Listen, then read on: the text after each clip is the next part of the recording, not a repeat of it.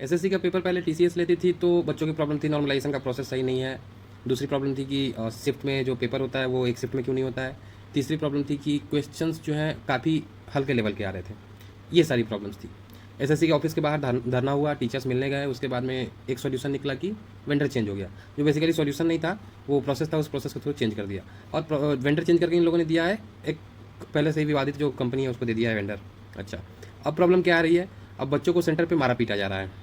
दूसरी प्रॉब्लम क्या आ रही है? सर्वर काम नहीं कर रहा ठीक से। तीसरी प्रॉब्लम क्या आ रही है? माउस काम नहीं कर रहा है, कीबोर्ड काम नहीं कर रहा। मतलब ये वो वही बात हो गई कि आसमान से टपके खजूर से अटके। यहाँ खजूर से टपक के आसमान में अटके हुए हैं, बल्कि कम प्रॉब्लम से ज़्यादा प्रॉब्लम में स्टूडेंट जा चुके हैं।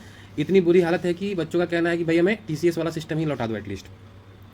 अब बात ये है कि बच्चे जा रहे हैं, बच्चे नहीं बेसिकली सारे टीचर्स जो भी है, मैं नाम किसी का नहीं ले रहा हूँ, सारे टीचर्स ने मिलकर के डिसाइड किया है कि 31 को एसएससी ऑफिस के बाहर धरना प्रदर्शन करने चलना है दिल्ली में।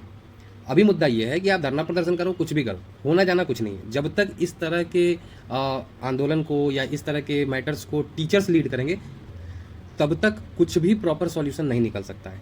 टीचर्स वहाँ आपको सॉल्यूशन के लिए नहीं जाते हैं। वहाँ जितने टीचर्स पहुँचते हैं, अगर 10 टीचर्स पहुँच रहे हैं, उसमें से 1 या 2 ही बंदा होता है जिसको सच में मतलब होता है कि आपकी प्रॉब्लम जो है, आपका जो दिक्कत बेसिकली स्टूडेंट्स को आ रही है वो सॉल्व हो जाए। बाकी सारे रीलबाजी करने जाते हैं। 10 में से 8 टीचर रीलबाज बने पड़े हैं और उनको क्रेडिट चाहिए होता है, वहाँ जाकर के वीडियो शूट करवा रहे होते हैं।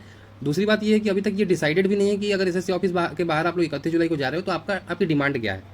तो सबसे इंपॉर्टेंट चीज़ जो है वो एक तो है कि डिमांड तय करो कि क्या डिमांड है आपकी। एसएससी ऑफिस जा रहे हो तो आपको चाहिए क्या। और दूसरा ये है कि इसको लीड किसी टीचर को नहीं करना चाहिए। जब तक स्टूडेंट्स उसको लीड नहीं करेंगे तब तक उसका कोई सॉल्यूशन नहीं निकलेगा।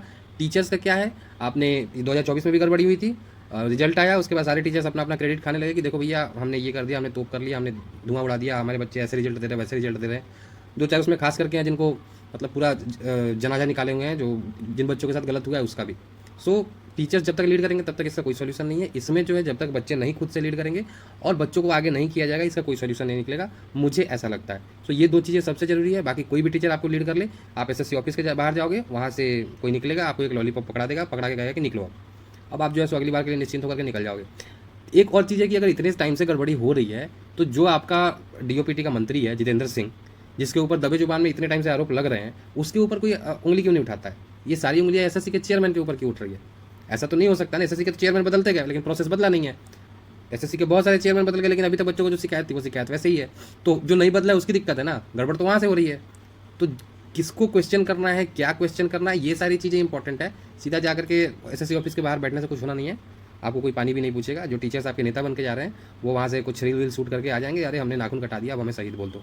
ऐसा ही होने वाला है।